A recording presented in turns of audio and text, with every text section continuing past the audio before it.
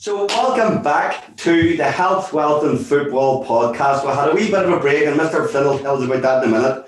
So welcome along. Today, along with Jerry and I, we have an Irish League legend, the one and only Marty McCann. How are you, Marty? Great. Thank God. All the better for seeing you boys. Good lad. And beside Marty today, we have Bangor's Director of Football, the one and only Graham Bailie. How you doing, Graham? Oh, good, Colin. Thanks for having us on. You're very welcome. So, Mr. Flynn, do you want to tell me about these boys before they tell us about themselves? I'll start off with Graham. Graham came out to see me a couple of years ago, just at a wee trip about solar panels. And he won't remember too much of the trip, but he had 4 bottles of rosé wine that night. The drunkest man. I've seen you in some states, Colin, but Graham obviously took the Champions League title. He was hammered. That was the first time I've ever met him in the flesh. And then, as you know, the last couple of years, we've been at the Young Football Writer dinner over in the Ramada with Graham and Mark and Stephen. So we've, as you say, before you've been on there, you says, you know, we're taking a break.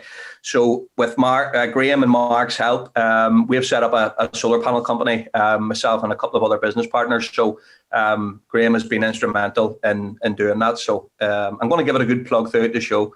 But yeah, that's how I met Graham. 4 bottles of rosé wine. The only person who has ever drank more than him that I know of when I've had out in Murcia was Norman Whiteside. And believe it or not, Norman drank 11 in the Celt one night when we had him over for a Q&A. He'll probably deny it, but that was before his dinner. Many you drink after. I know. And then Marty, not many people know this, Marty, but me and Marty were born on the exact same day in the exact same year. Isn't that right? That is right. Every year without fail. He forgets I always wish him a happy birthday. He's the first person I think of on my birthday. Yeah, well, you forget mine every year, so I don't feel as bad.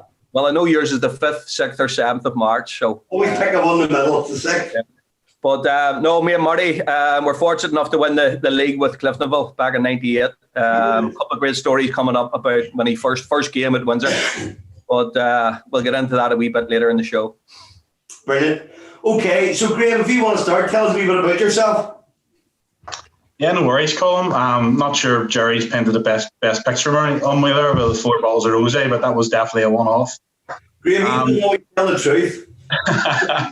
He forced me in. I was listening to him all night, you see, so I had to do something to put me being bored. So I'm going to blame him. Involved down in Bangor at the minute. Working as a sort of director of football, looking after the football side of things. So sort of taking the club over the last three years, took them over whenever they were relegated into the Ballymena League. So a group of sort of fans got together and took over the club to try to get it back to the sort of dizzy heights of the Premiership again. So we've built up a plan and we're sort of slowly but surely making headway both on the pitch and both off the pitch. Important thing for us was to try to build a community spirit back within the club. So I suppose the real highlight has been over the last sort of 6 or 7 months, even though there's been a world pandemic happening. We've been able to build up an academy where we've got over 150 kids signed up for the club. So in the sort of last 3 years, it went from just a first team to an academy right down to under 11s, and that's including a ladies section as well. So we're trying to make sort of giant strides to get us back into the Irish League pyramid again, and we've got sort of back into the PIL through the help and guidance of Hugh Sinclair, and then we've sort of made the change there. We brought Lee Feeney in to sort of carry on the captain of the ship, so to speak. So really excited, looking forward to the season ahead. Hopefully we're getting a start here on the 5th of December. The boys have been excellent. It's been really, really difficult over the sort of lockdown and so forth, but I think modern day footballers, they keep themselves ticking over better than ever. So we're just looking forward to getting crack at it again from a football perspective. Brilliant. And what about personally? I know you and Jerry are now business partners, so tell us a wee bit about that. Yeah, bit of a change for me. I was sort of in banking for 18 years, and again, the way sort of high street banking has went, I was made redundant last summer. So I really took the opportunity to step out of the financial sector and give myself a bit of a new challenge. And through my brother's company in solar panels and battery storage, I stepped into the sort of renewable energy sector. So it's been a really sort of challenging but fulfilling year so far, maybe 15, 16 months. And I think such is life. You come across good people and sort of spread your network and sort of get energy from other people. And obviously, I don't need to say anything more about Jerry there and just what he brings in terms of enthusiasm and all that sort of piece is infectious. And I think with the next 3 months is going to be really exciting for us. I think it's a sector that's growing. I think there definitely needs to be changes within the climate and sort of reducing that emissions so far, sort of the emissions that are there, and there's strategies right across the world, and we're looking to capitalise on that. Did you say we're looking to capitalise on that? I thought you said there, yeah. Yeah, absolutely. As a royal, Marty, we're all getting involved in this. I'm telling you that. So, Marty, tell us a bit about yourself. I'm going to make myself comfortable here for a second. I know, well, for people who don't know me, I'm just Marty McCann, mostly been involved with football my whole life. I was lucky enough to get the opportunity to play for quite a number of clubs in the League of Ireland and Irish League, and I have to say I've enjoyed the journey immensely. I also worked in the university for quite a number of years, and that was another enjoyable experience working with students, and it was football specific, and just the people I've met, including yourselves through the years, and thankfully I got this opportunity to sit down and talk with you after so long. It must be 20, 25 years since I know you two boys, and like I say, you are looking extremely well. Considering the abuse that the both of you put through your bodies, I wouldn't know Graham as much, but congratulations on your role, and I'm sure you and Jerry will be successful in whatever you do, because I know that during my spell playing with Jerry, he'd probably say he made me look good, but I know I made him look good. But we work well as a team, so if you're as successful as me and him were, I'm sure you'll go from strength to strength. Brilliant. And Marty, what are you doing now? Tell me. First team coach at Derry City. I've been lucky enough. I was there a couple of times as a player, and I was there a couple of times. This is my second time as first team coach, and I was assistant manager too before. But it's like my hometown club. It's a club that have a lot that I owe a lot to. So thankfully, I still have opportunity to work for them, and I'm extremely enjoying it. It's a full-time post, and I have to say the players and the staff and everybody around the club are all working for the same thing. And for the stadium, the Ryan McBride Brandywell Stadium, now it's like a new pin, thank God, because it took long enough for it to get done up, because you were taking all the money up in Belfast. But thankfully now, the facilities and everything's there, are a good board behind the club, and hopefully we can go from strength to strength. Brilliant. And you just touched on there playing with Jerry. I have to say, that Clipmill team was absolutely out of this world. And Marty, you definitely made him look good. Thank you. I know. He takes all the plaudits. He got all the going to all these awards dues and all, and I don't know, that I big player of the years and all this, and I was just sitting down there.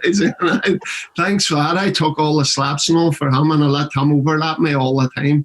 And just before we continue, I always hear him going on about this goal that he scored in the Champions League. What has he in common with Ronaldo and Messi? All these top players, but he doesn't see that pass that I played him. I was at the back of my head. They have a goal, he put it in the top corner, but I says Jerry doesn't score that often, so I'll put him in. So it's just coming the keeper. And thankfully, for once, he put it in the back of net. But it just happens to be when it was probably in the biggest match he ever played in a Champions League match. So Collie, knock yourself I need to tell the truth on this story, right? Because Marty's first game, I think, was at Windsor. And you know the way Tabor used to, we used to play, Tabor used to pull me round for cover. I'd have pulled whatever winger in to cover me. So I remember Marty's first game, and I'm thinking, heard about him, knew that he had played for Ards and stuff like that, quality player, always wanted a defeat. But this game, Rory and Quinner obviously were the management team at the time, and Marty kept shouting at me. I says, Marty, tuck in, because we was getting pulled down, right, down the opposition's left-hand side. And I said, Marty, tuck in. And he's going, mad left back. And I says, Marty, you need to tuck in. This is what we do. So every 2 minutes, that's all he kept saying to me. Goes in at half-time. And I said to Rory, you need to have a word with him because he's doing my head. And every 2 seconds, Jerry, I'm mad left back. That's where I perfected my Derry accent from, by the way. Is he Jamaican? Yeah. So next thing, Rory goes over and has a chat to him. And he goes, I understand. Yeah, no problem. Goes out, first 2 minutes, the second half, ball down the far side. I tucks around. I says, Marty, tuck in, pick him up. I'm not left back. I says, forget about it. But getting back to the goal, right? So me and Marty had a great understanding. He was always one for a 1-2, right? The only problem was he never used to give me the 2 back, right? I used to give him the 1, but I never got the 2. And it was that night in the Champions League that I gave him it. He held it in, drew 2 defenders and gave it to me. And I hit one from 45 yards. Well, it was 25 yards, but I'm at the year on. I put a year on. I'm putting a yard on each time, but I got some credit. No, but I never. When Marty came, we formed a great relationship. Obviously, a playing relationship, and then off the park. Marty, do you remember the night you came down to stay with me for 4 days over Christmas up in Glengormley? You came down for one night, and ended up we were snowed in. That was a night. That earlier on that day, I was playing against you and I scored the winner on that for Corrine against Bailie. Tom Dalton kicked it out. I could remember that. Do you know my vivid memory of staying that weekend? Marty made the skinniest snowman you've ever seen. It was like a matchstick. You know when you roll the snow? He was getting a wee shovel and it was just the wee snowman went like that. But we heading to... I have a photograph of it somewhere. I'm going to have to get it up. But no, we had some great times. And I think it was another time, Marty, you stayed at my granny's. You were doing a course. Do you remember that one? What happened that time? Well, what happened? I was led astray, as usual. We were playing earlier on that day. I can't remember where we were playing, but I think, and I met you were playing with Ballymena. I was playing with Corrine, and Connor used to collect me just round the corner from your granny's. But you says to me, when we come back, so we'll just go out for a bite to eat and just 1 or 2 pints. We'll be back. Don't be worrying. You'll be all right for your course. And I saying, Jerry, I can't have an assessment the next morning. That's practical and all. There'll be people coming in and stuff. And he says, yeah, big grand one, a couple of pints. So, of course, out we go. 3 o'clock in the morning, I'm standing outside with him in the city, out the back of City Hall. I think we're in that Thompson's or God knows where we ended up. And all I could think about, I have to be in that Robinson Centre at 9 o'clock the next morning to do a practical assessment. But of course, Jerry got up in the morning to make me breakfast. Right? I did.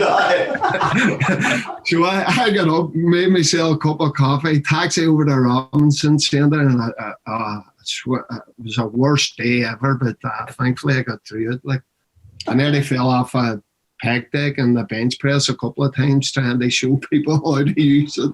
How I got away with it, I'll never know, because the drink must have been it was seeping out of my pores. But that's what happens when you're young and you're foolish and you go out with your football mates back in the day after a good result. But I have to say, I wouldn't change it for the world. The dungeon has some stories to tell, Jared, doesn't it? It does, all right. That was back in Isabel's house. Marty, we're introducing a new thing into the show, just a thing called Rumour Has It. We're going to start with you, Marty. Rumour has it that when you played for Ards, the Ards supporters had T-shirts saying we're not worthy on them. Is there any truth in that, or is it just a rumour? It's completely true. Do you want me to go on? I still have one in my wardrobe. Hey, that's me claim to fame.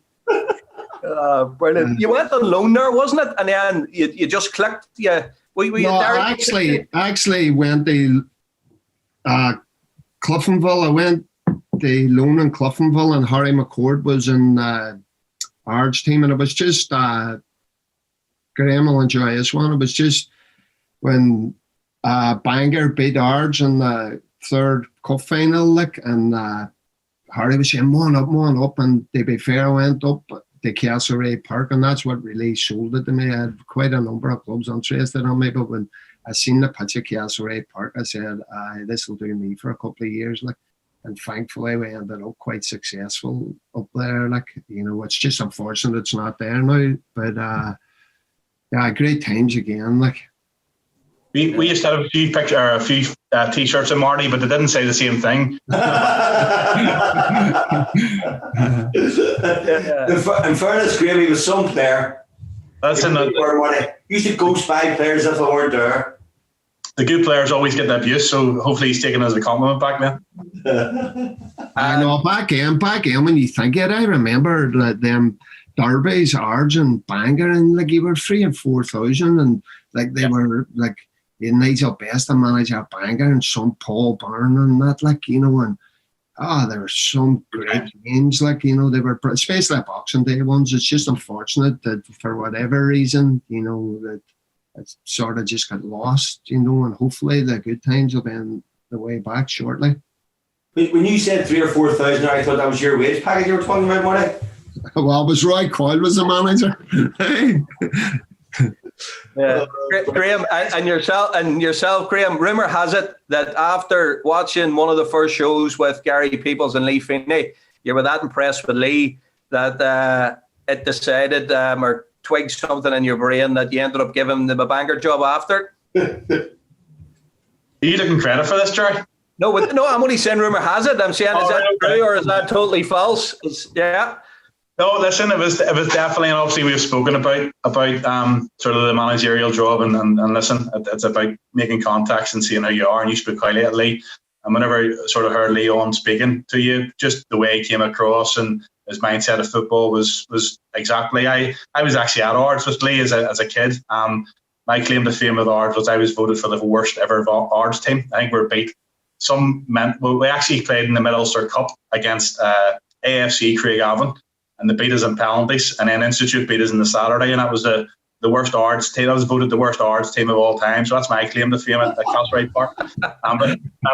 Absolutely. Listen, Lee came across really well, and then whenever you sat down with him and just talked about his mindset around football and the way his ethos works and whatever, it really just captivated me. And inside, we actually walked about Newcastle Promenade having an ice cream, just talking about football, and it was really, really simple to make the appointment because he sort of ticked every box that we were looking for. His mindset in terms of bringing through the youth, the way he likes to play football, you know, he has that sort of flamboyant style, and true to himself, he's stuck that style. You can see that sort of imprint on the team that him and Dougie says pulled together. Brilliant. There you are, Marty, coming on the show. You never know if Lee doesn't get off to a good start, you could end up coming up the road. Beating ice cream up in Bangor. Graham, I'll buy you a 99. Here, Marty, but you'll have to give Jerry and I 10% of your wages like Lee is too, all right? No bother at all. Brilliant. So listen, Graham, I want to ask you, who's your favourite football player of all time? There's been some debates on Twitter recently here.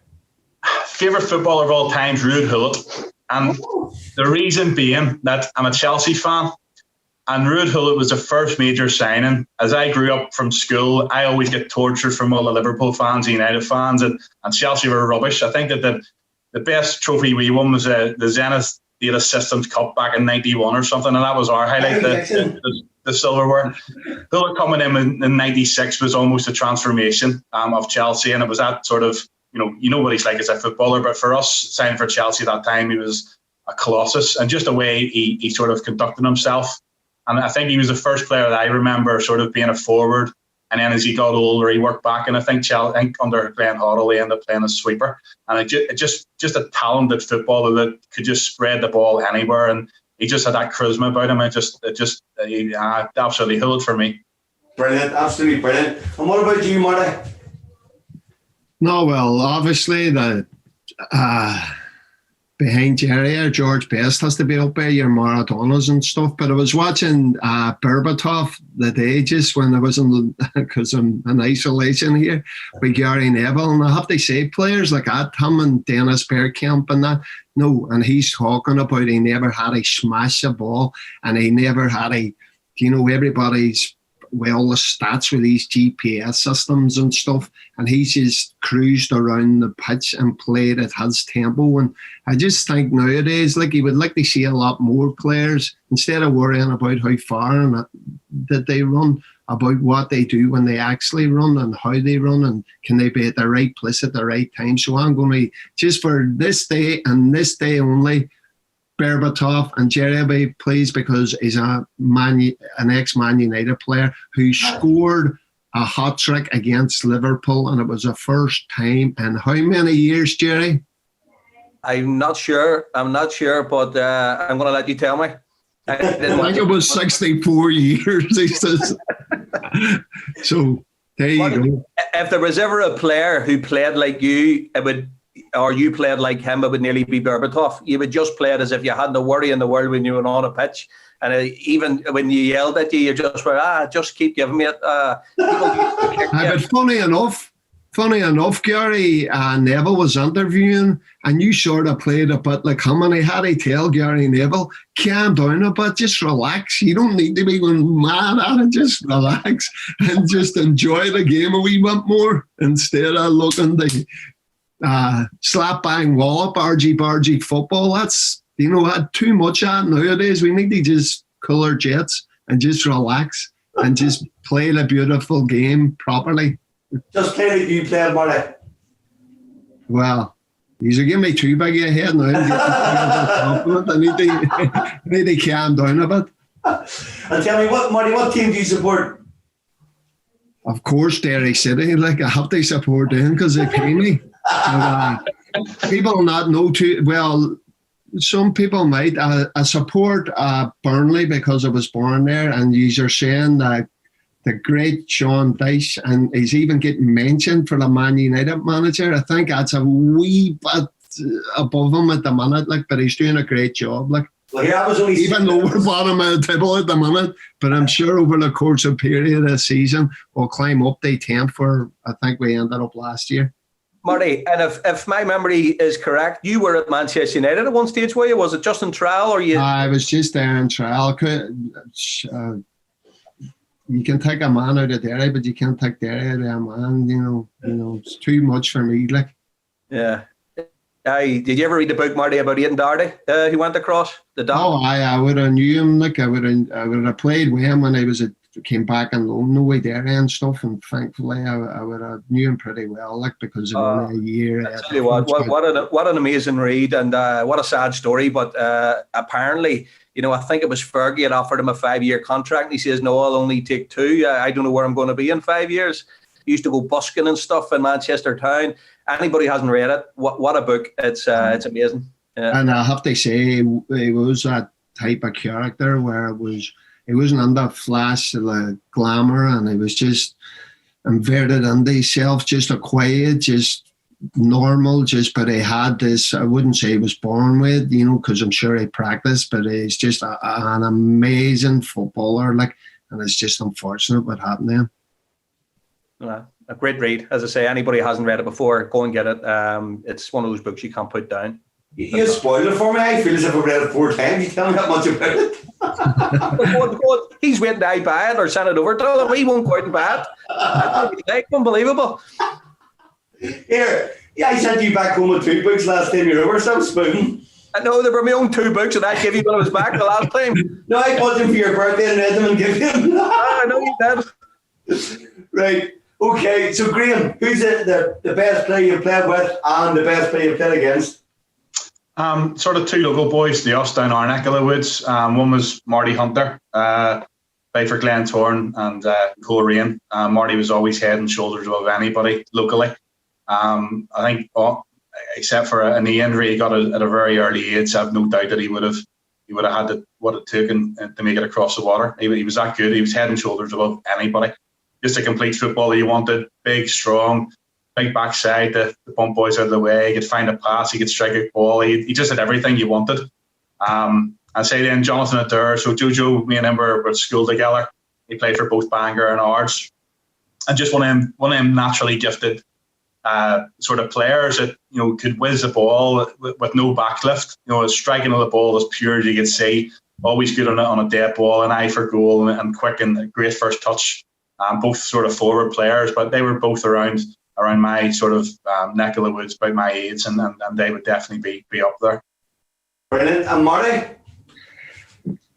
See, when I get asked this question, it's a really, really difficult question because I played with so many great players, and Jerry was one of them, up around ours, you Darren Erskine and Barney Bowers and Raymond Morrison and stuff like that, Cole Rain and all, played with Paggy and John Devine and all, Cliftonville too, with Tabor, Stevie Small, Gary Slaney, Tom McCann. I have to throw him in there, by raging in that stuff.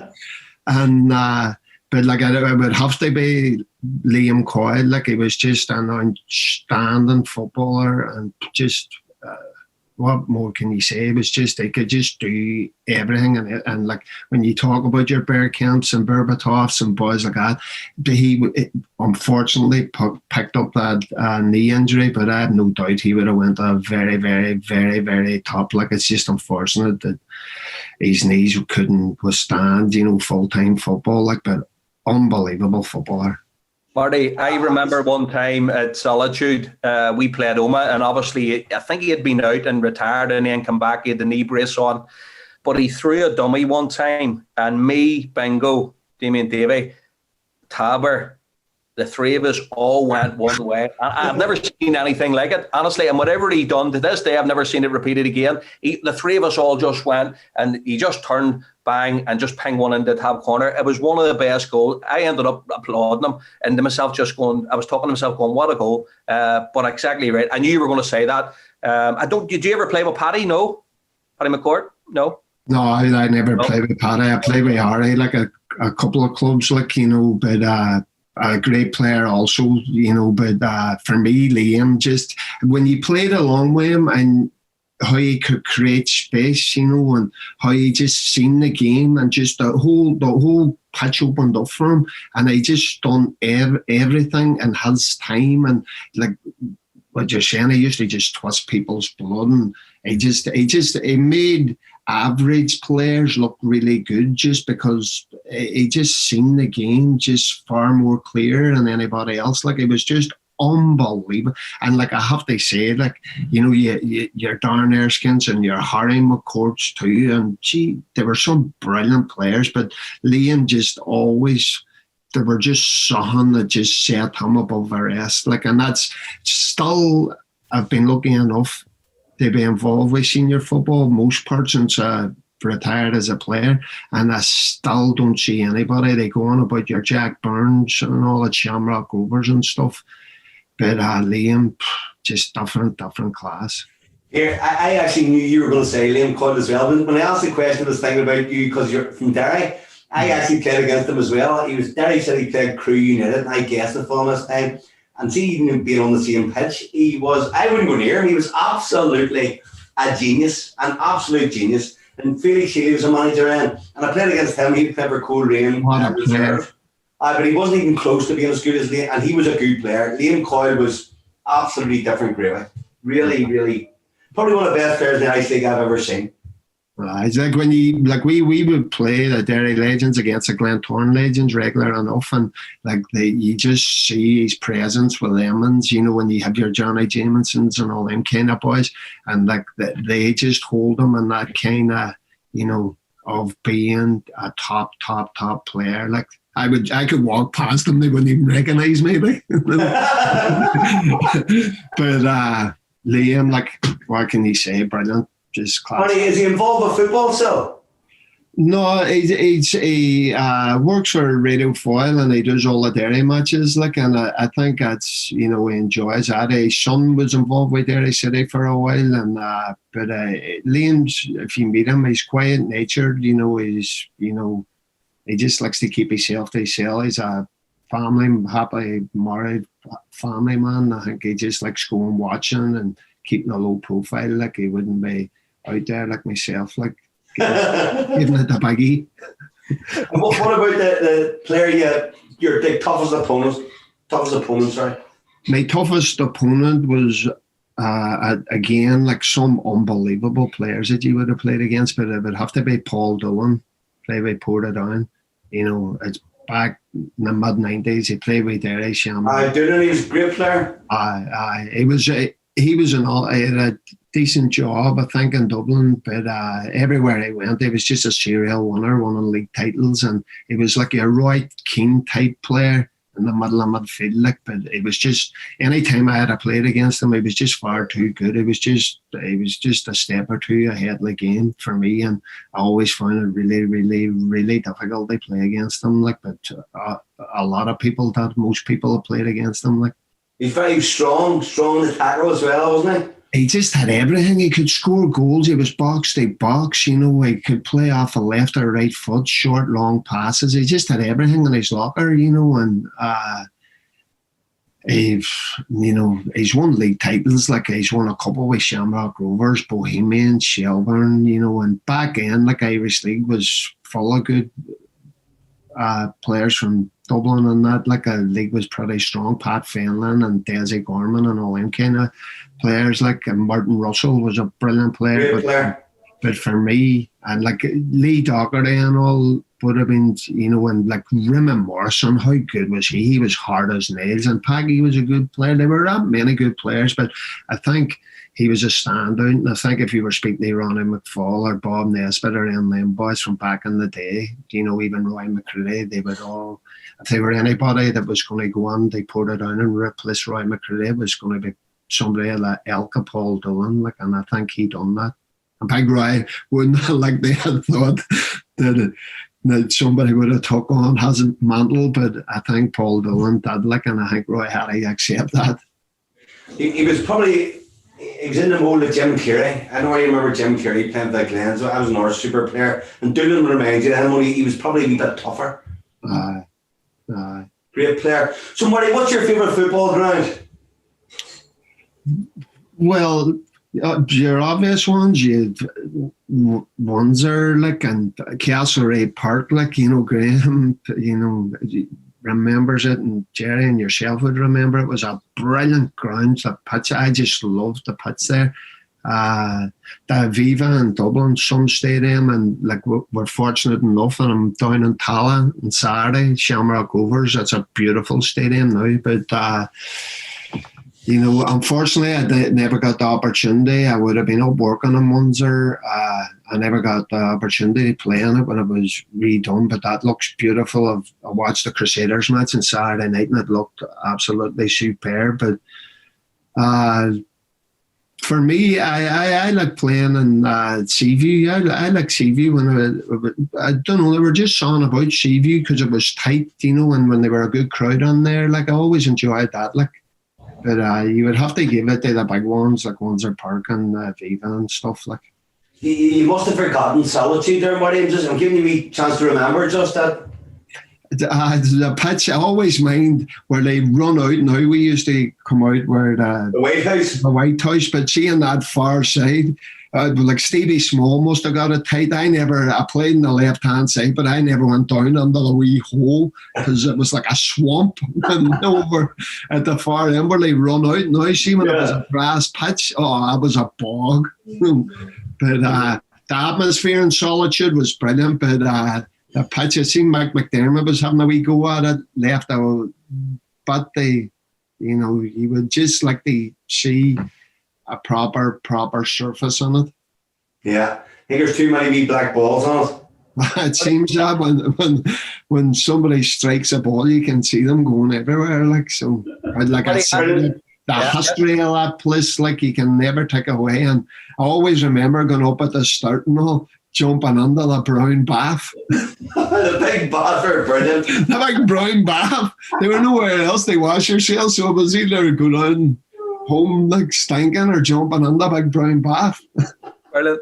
Marty, I seen a post you had on a few months ago. Was it Amy had graduated? She did, aye. Do you remember?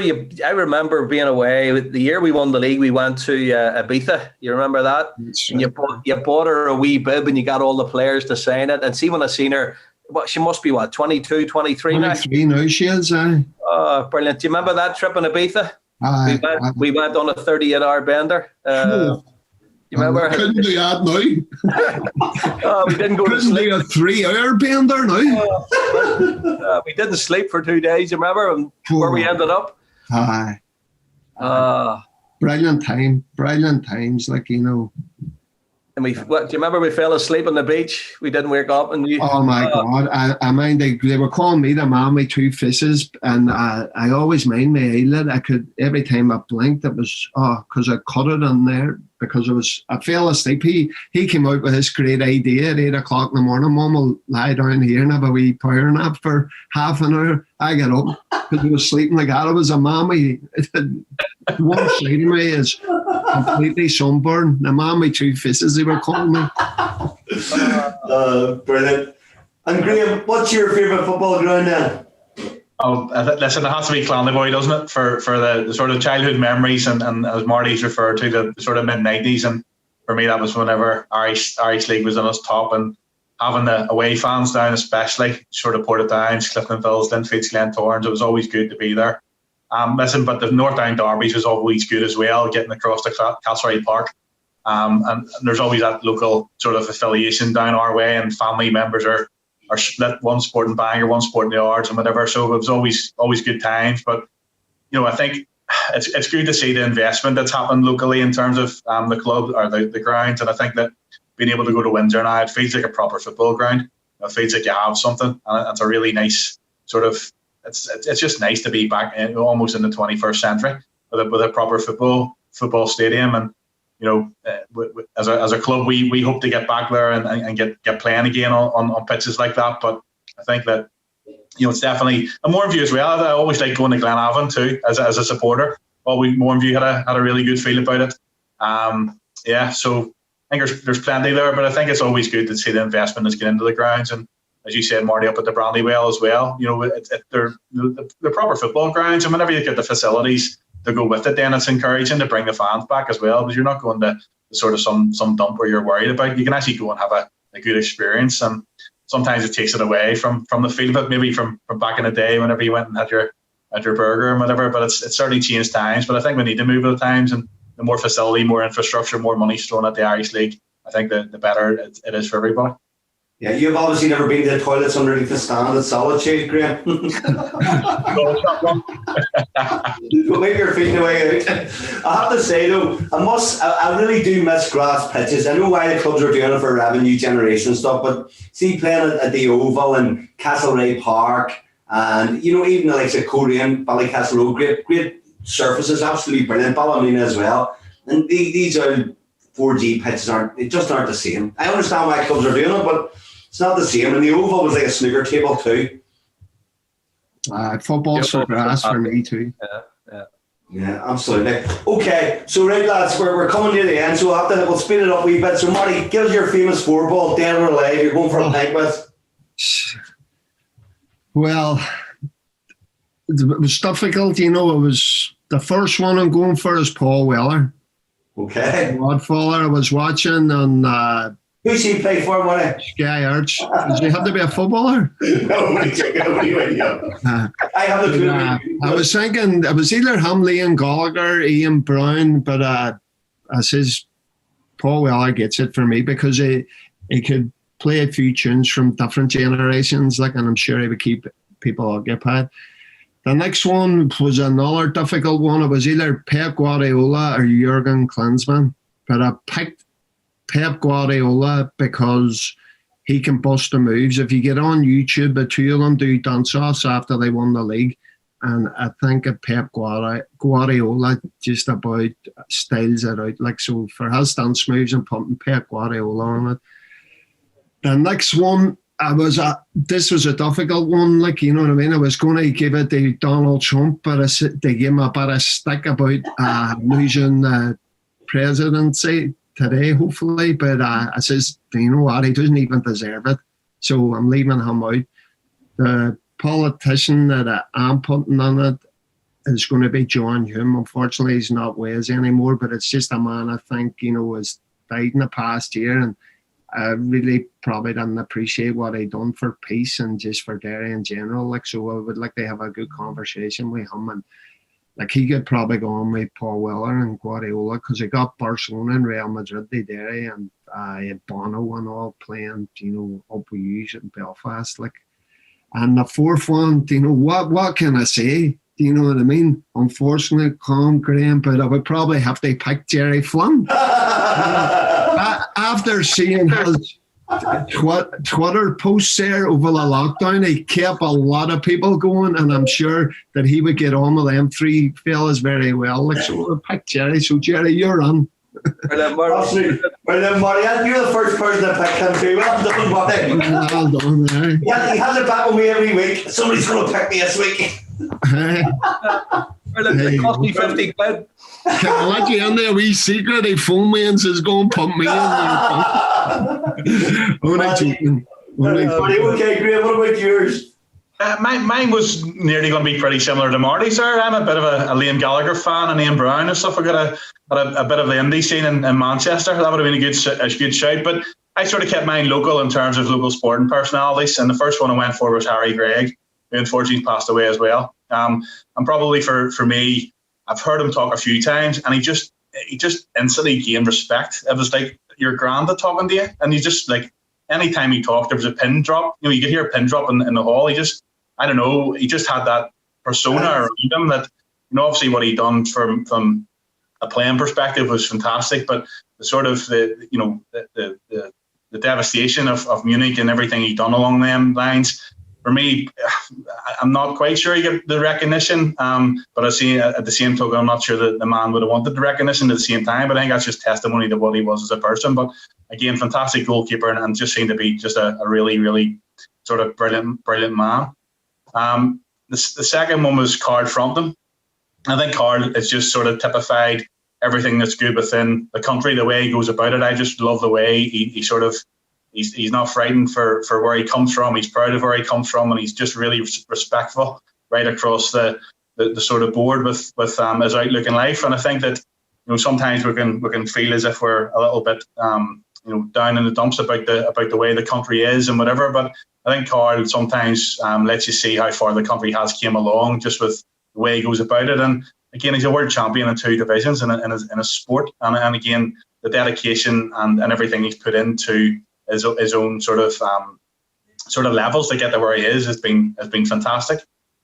Next one, Tony McCoy, and again, what do you say? The best rider ever, best horse jockey ever, and he's coming from our wee place, And again, whenever you're looking to hear the way Tony talks and what he had to sacrifice to get to where he was, and holy shit! Holy crap! Jumped over your computer. The Carl Frampton had you a slapper. He did. But I think whenever you're listening to Tony and what he had to say and the sacrifices, we're probably all used to sort of telling the crack a whip a bit more whenever he's on the final furlong for their favourite. But again, just the best jockey ever to ride a horse, and he's from just up the road, which is brilliant. And then the last one's Willie John McBride. I'm not a big rugby fan, but I think whenever you sort of you go back to the 90 or the 74 British and Lions tour of South Africa, I'm sort of big into team spirit, and whenever the Lions went out there, they knew what they were gonna be up to. The new South Africa was gonna hit them hard. And if anybody hasn't read about the call, the 99 call that he has, it basically, whenever it called 99, everybody just punched whoever was closest to them to get wired in. And I just thought it was brilliant from that team ethic, team spirit. And again, he's just a colossus in his sport, and it's brilliant to have him from our shores. Absolutely brilliant. Right, we've time for a couple of quick funny stories. Graham, where you go? Quick funny stories. Okay, centre foot. Me and my brother managed Abbey Villa in the amateur league, so we centre forward, good mate.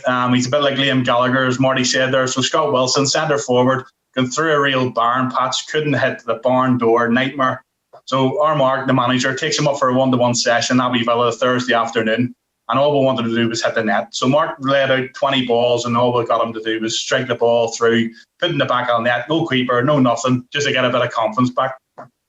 So there's a guy that lives on the road, and Malaysia is obviously a small place. So there's a guy lives on the road, and he managed us. The guy Timmy, he managed us as kids, and he came over. Now I'm pretty sure he'd been in the first and last for a few pints in the Thursday afternoon. So he walks down the lane with his wee Jack Russell dog, and he was taking him out for a pee. So he comes in and says to Mark and Scott, what are they doing? So they talked them through what he was doing. So Timmy decided he would go in the nets, and he would be the goalkeeper. So he ties the poor dog up to the post. So the Jack Russell's around the post of the net. Timmy's running about like a goalkeeper. He thinks he's Bruce Gobbler trying to put Scott off. Scott's hitting shots. It's hitting him up the face. It's hitting the dog in the back legs. The dog's yelping. And it just turned out to be, and funny enough, Scott actually ended up being the top goal scorer that season as well. So I don't know, there might be something in the Timmy and the Jack Russell becoming a coach for centre forward. 1-1 with a dog, brilliant. Well done. Okay, Marty, over to you. You caught me on the hop here, like I'm prepared here, like. Marty was just a total professional. He didn't go in for fun. He just was a winner. Funny stories or difficult stories. I'll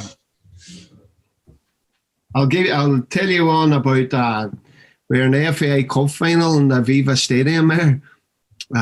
It was 2012. It was just past yesterday, and doing the warm up, and Rory Patterson was left out of the starting squad, and Rory was what a player, and don't get me wrong, but he had a bee in his bonnet, just saying he never engaged in the warm up at all. And you're out in the middle of Viva Stadium and all this is big time here, crowd just coming on, the music on, right? So after warm up, and obviously as a striker, he loves shooting, so I also called the boys on just a couple of wee shots before you go on, right?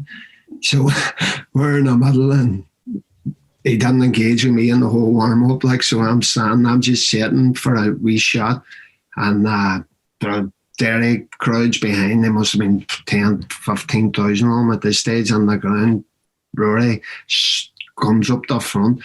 I say, right, Rory, just a wee shot there. He gets a ball, and he just smashes a ball at me. He says, no, you're 15 minutes off kick-off. I says, Rory, what's a crack here? Like, and he says, well, can you not control the ball? I said, oh, geez, it's an opportunity. And then me being me too, I says to him, get the back of the queue. And he's standing there, and this is a whole standoff in the middle of Viva and the stadium. We're getting ready for the FA Cup final. First time there, he's in him in about 10 years, and me and him in a full-blown argument in the middle of the pitch. But thankfully, went the back of the queue, and by the next time he came up, he passed the ball properly and said it to me and had it. But the ironic thing about it is, when we went down then, and Deggy was spitting acid, like getting the boys to pull the doors of hands to get out, to get at some pats. Rory the whole time just stared at me in the change room, and I was like, right, what do we do here, right? But the moral of the story is he came on in the second half and scored 2, and we ended up winning the final, and the rest is history. Do you know what I mean? We made up after about 8 pints in the bar. We were no need fan now. There were no need fan, but thankfully we fell out again, and we got on again, and then we fell out again. But thankfully we're back speaking again. Like, so that's just a wee story off the top of my head. Like, brilliant, absolutely brilliant. Right, so this is a new section. This is something new for us this time, right? Just before we finish, I'm going to call out the Saturday's matches in the Irish League, and I want your predictions, all right? Marty, so you go first. Go ahead. First match is Ballymena home to Crusaders. Give me a score. Big Davey got off to a good start, and then he had a bit of bump on the road. Stephen Baxter. Is that Carl Fronton had him on ours? Carl's hit him again. Stephen Baxter was unfortunate against Lumfield. 2-1 Crusaders. Okay. And then Carrick home to Dungannon. Is that me again? Yes, give him go through the whole lot. Carrick and Dungannon. That's a boring 0-0, isn't it? Well, good lad. The Reds at home to 1 point. Go on, the Reds. 4-0, Paddy. Get them up for it. 4-0. Brilliant. Glenavon home to Coleraine. Gary Hamlin's finding it a wee bit difficult. A lot of good players left, Reece Marshall and Cooper and boys like that, you know, when he's building the team again, like Coleraine, Orange, steady, you know, 2-0 Coleraine. 2-0 Coleraine. Brilliant. Okay. And Portadown Linfield? Matthew Tipton's command's done a reasonable job and work with some of the players that he has there, like, you know, but you'd have to say Linfield going to Portadown for the first time in a couple of years. 3-1 Linfield. Good lad. And Glentoran and Larne?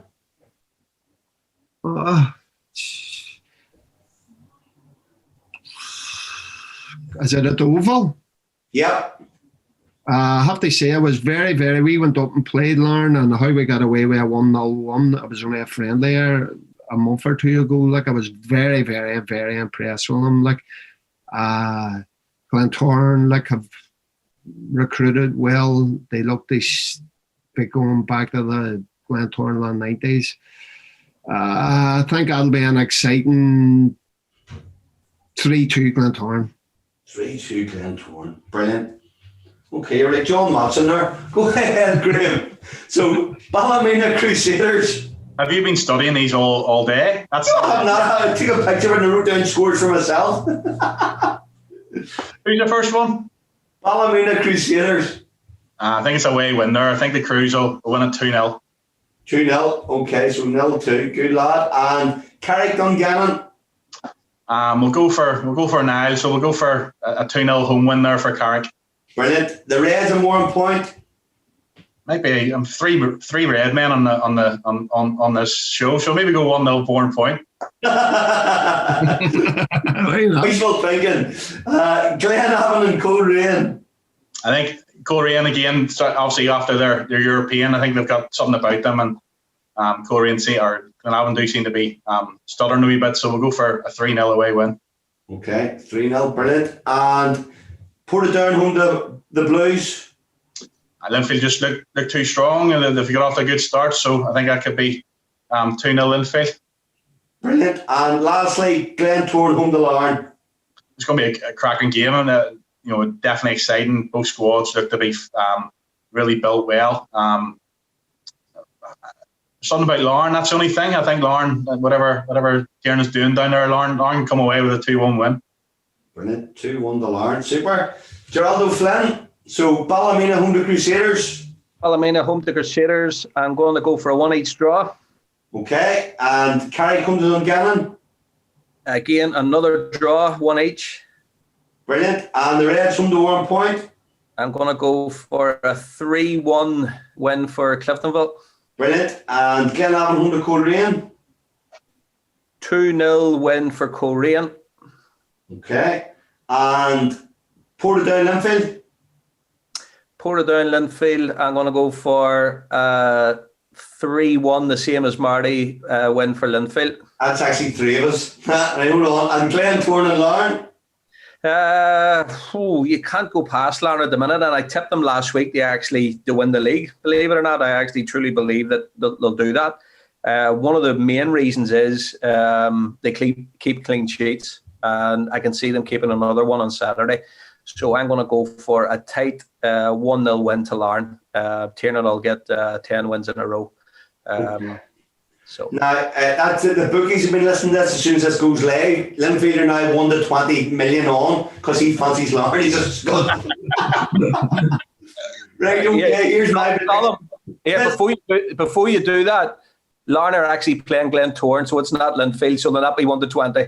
No, to win the league. Sorry. Take it back. So Ballymena Crusaders, I'm going to go for Big Davy 2-1. Carrick and Dungannon 1-each. The Reds 3-0 home win. Glenavon and Coleraine, I'm going to buck the trend here. I'm going 2-1 to Glenavon. Portadown Linfield 3-1 to Linfield, and the last match Glentoran and Larne, I think will be very tight, 1-each draw. So we'll check these after Saturday, and then we'll talk about them on the next episode. Well, lads, that was absolutely fantastic. Brilliant. And as usual, we never kept it to the hour. Probably about an hour and a half, but nevertheless, very good. Thanks very much for coming on. Geraldo, what do you want to say about the lads? Great to see Marty again. I speak to Graham on a daily basis, but Marty, great to see you. Hopefully I'll see you out here sometime. Come over with the family. Definitely we'll have a few beers, reminisce. The solicitor, Thanks, Larry. McGurk. Oh. Yes. Yeah. Paddy. My Paddy, he's always asking about you. Like, definitely, Jerry, it's been an oversight, but definitely, on next break I get away, I'm definitely, because Nucker Tierney too is a famous Derry City supporter. He was out with you too, like, and he never shuts up about you, like, you know, and I'm sure I'll have a good time when I go out there. Like, it's on the bucket list, don't worry about that. Can't wait to see you. Brilliant. Marty, great to see you again. Graham, just saw you recently. Superb. Love you to bits, lads. Thanks very much for coming on. Good luck, lads. Bye-bye. See you there. All right, Graham.